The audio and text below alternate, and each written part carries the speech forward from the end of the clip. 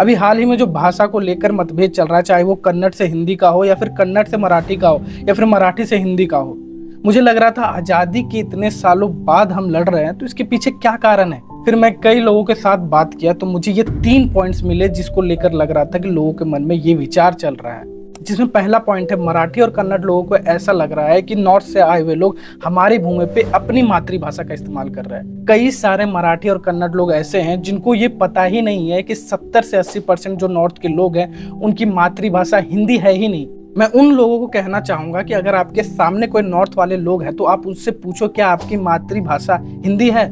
मैं दावे के साथ कहता हूं कि कई सारे लोग ऐसे होंगे जो कहेंगे कि मेरी जो मातृभाषा है वो कोई और है, लेकिन आपको फिर भी नॉर्थ वालों से मराठी बुलवानी है तो इसका एक बेहतर सॉल्यूशन है मेरे पास।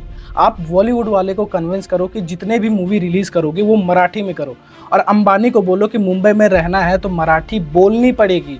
अगर वो कन्विंस हो जाते हैं तो मैं ये दावे के साथ कह सकता हूँ कि आम लोग भी मराठी बोलने लगेंगे, चाहे इन्फ्लुएंस होके या डर के। देखो, नॉर्थ वालों को हिंदी बोलने का कारण है क्योंकि वो इजीली अडॉप्टेबल है, वो उसको इजीली अडॉप्ट कर लेते हैं क्योंकि देश के हर 50 किलोमीटर में भाषाएं बदल जाती है, और अगर आपको व्यापार करना है या रिश्ते जोड़ने हैं तो एक कम्युनिकेशन भाषा होना ज़रूरी है। इसीलिए झारखंड, बिहार, बंगाल, यूपी, एमपी, दिल्ली, उत्तराखंड, राजस्थान और कुछ पार्ट पंजाब और हरियाणा के लोगों ने हिंदी अडॉप्ट किया, क्योंकि साउथ के जो समझदार लोग हैं उन्होंने कम्युनिकेशन करने के लिए इंग्लिश का इस्तेमाल किया, क्योंकि इंग्लिश उनके लिए एडॉप्टेबल लैंग्वेज है। और दूसरा पॉइंट है कि महाराष्ट्र के लोगों को लग रहा है कि नॉर्थ वाले लोग जो है वो उनका हक छीन रहे हैं। अगर आपको कोई ऐसा कहे ना तो बस आप उनको ये डेटा दिखा देना। मुंबई का जो टोटल पॉपुलेशन है ना वो 184 लाख है, जिसमें 99 लाख लोग मुंबई से बाहर के हैं। उसमें भी 52 लाख लोग ऐसे हैं जो कि महाराष्ट्र के ही हैं और मुंबई में काम करते हैं।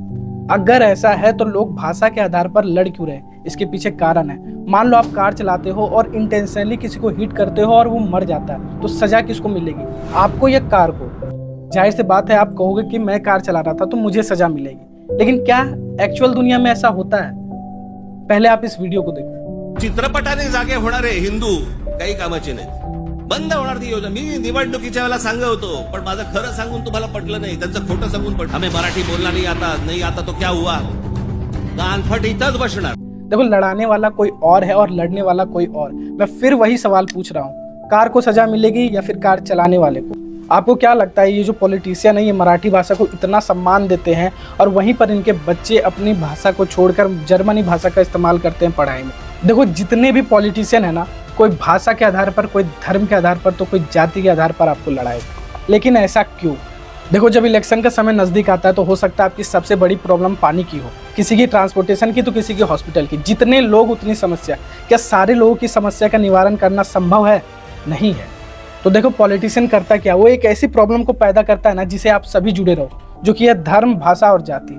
आप सभी किसी न किसी धर्म के आधार पर, किसी न किसी जाति के आधार पर, किसी न किसी भाषा के आधार पर एक दूसरे से जुड़े हैं। तो देखो, पॉलिटिशियन ने एक डर का माहौल बनाता है ताकि आप दूसरे के धर्म, जाति और भाषा से लड़े और उन्हें वोट दें, और जब यही डर आक्रोश में बदल जाता है तो होते हैं दंगे।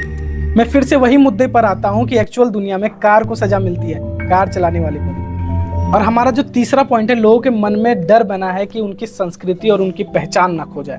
तो मैं उन लोगों को बता देता हूँ, APJ अब्दुल कलाम जी का नाम लेने से पहले क्या आपको यह ख्याल आता है कि वो मुस्लिम धर्म से थे? चाहे आप गांधी जी का नाम ले लो या भगत सिंह जी का। भगत सिंह जी का नाम लेने से पहले क्या आपको यह ख्याल आता है कि वो सिख धर्म से थे? छत्रपति शिवाजी महाराज अपने से पहले महाराष्ट्र का नाम लेते थे, लेकिन आज पूरे देश में जब लोग छत्रपति शिवाजी महाराज का नाम लेते हैं तो लोग ऐसा नहीं सोचते कि वो महाराष्ट्र के थे, लोग ऐसा सोचते हैं कि वो पूरे हिंदुस्तान के थे। मैं आपको एक और एग्जाम्पल देता हूँ जो कि इस दुनिया में अभी हैं, खान सर।